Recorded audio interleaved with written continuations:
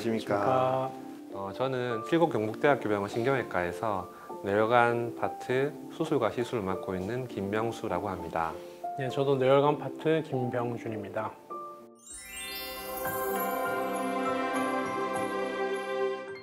우리 몸의 뇌혈관은 나무라고 생각하시면 편하실 텐데요. 나무가 굵은 줄기에서 가지를 쳐서 그 잎을 내는 것처럼 우리 몸의 뇌혈관도 경동맥이라고 하는 굵은 줄기부터 가지를 쳐서 뇌에 혈류를 공급합니다. 그런데 그 가지가 갈라지는 사이사이가 약할 수가 있어요. 그래서 그 약한 부분이 압력을 계속 받다가 부풀어 오르는 것을 보고 뇌동맥류라고 합니다. 뇌동맥류는 파열되게 되면 굉장히 무서운 병입니다. 파열되면 사망률이 30%에 이르고요. 성공적으로 치료를 받는다고 하더라도 후유증이 남을 확률이 50%나 되는 무서운 병입니다. 비파열성 뇌동맥류는 그 파열되기 전의 파열되지 않은 상태의 뇌동맥류를 말합니다. 파열되지 않았기 때문에 증상이 없는 것이 특징입니다.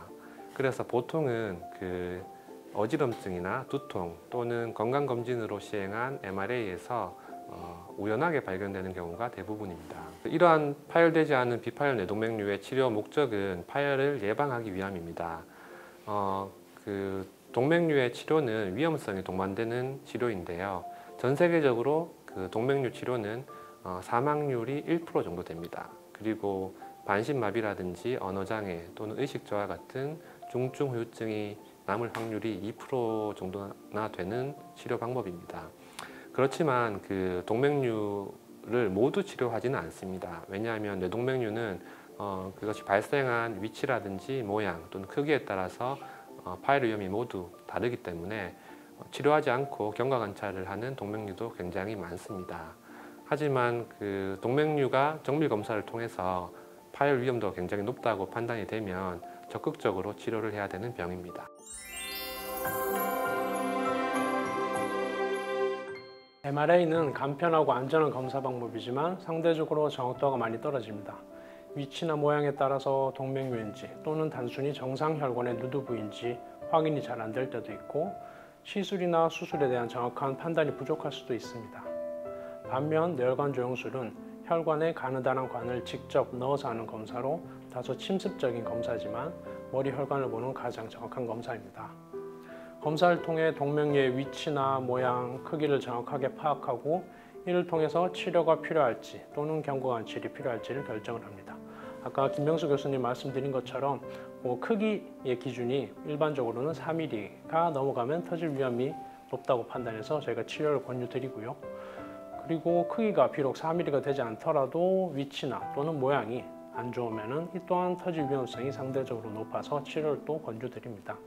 치료가 필요한 동맥류라면 또 클립 결차술이 유리할지 또는 콜 색전술이 유리할지 검사 결과를 바탕으로 조금이라도 더 위험성이 낮은 쪽으로 치료 방법을 결정하여 알려드리게 됩니다.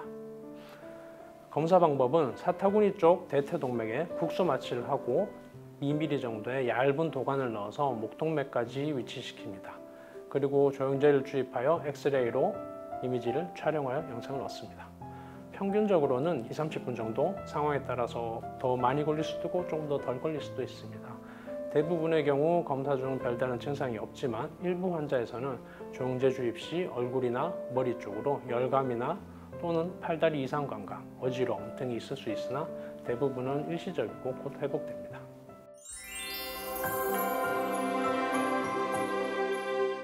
동맥류 치료는 크게 두 가지 방법이 있습니다. 하나는 수술적 치료 방법이고 다른 하나는 시술적 치료 방법입니다. 수술적 치료 방법 중에 하나가 이제 동맥류 클립 결차술인데요. 그 동맥류 클립 수술은 머리를 이제 개두를 해서 뇌를 덮고 있는 얇은 막을 절개한 다음에 그 틈으로 동맥류를 찾아 들어갑니다. 그래서 동맥류를 발견하면 동맥류 목을 수술용 티타늄으로 된 미세 클립으로 결차를 시켜서 혈류를 완전히 차단하는 것이 수술 방법입니다. 동맥류 결찰 수술은 가장 확실하게 동맥류를 치료할 수 있고 재발률이 낮은 장점이 있습니다. 하지만 그 환자분들은 동맥류 클립 수술을 하자고 말씀드리면 부담이 굉장히 되고 머리를 열어야 되는 것에 대한 공포가 있으실 텐데요. 사실 과거에는 그 동맥류 클립 수술을 위한 개두술을 굉장히 크게 했습니다. 그래서 계두를 하는 범위가 크기 때문에 출혈도 많고 후유증도 심하고 회복 기간도 굉장히 많이 걸렸습니다. 하지만 최근에는 그 미세 최소 침습 수술 방법의 발달로 동맥류를 한 3cm 내외로 계두를 해서 치료가 가능하게 되었습니다. 부위에 따라 다르겠지만 눈썹 위를 3.5cm 절개해서 바로 동맥류까지 접근할 수 있는 방법이 있고, 측두부로 5에서 6cm 정도 절개를 해서 동맥류를 치료할 수 있는 방법이 있습니다. 특히나 동맥류 바로 옆에서 작은 혈관이 나가는 경우에는 그 혈관의 혈류를 보존하기 위해서 눈으로 직접 동맥류를 확인하고 클립으로 치료하는 것이 가장 안전한 방법이라고 할 수 있겠습니다.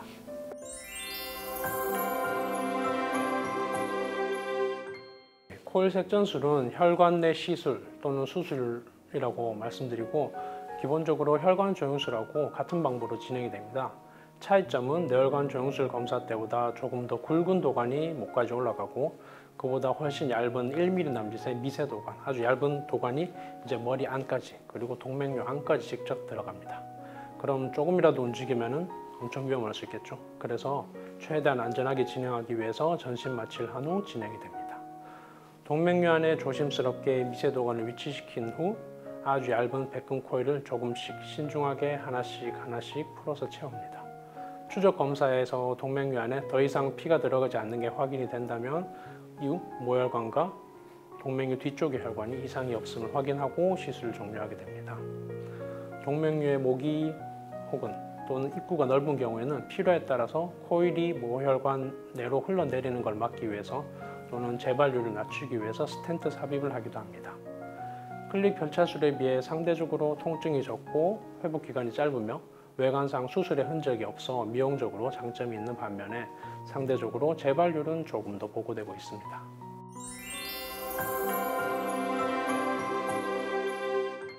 뇌동맥류는 완치될 수 있는 병입니다. 칠곡 경북대병원 신경외과에서는 그 환자의 상태를 정밀하게 판단해서 환자에게 가장 적합한 치료 방법을 제공하고 있습니다. 뇌동맥류가 진단되더라도 너무 걱정하지 마시고 전문가와 상담하시고 의료진을 믿고 신뢰하고 따라와 주신다면 성공적으로 치료받으실 수 있습니다. 감사합니다.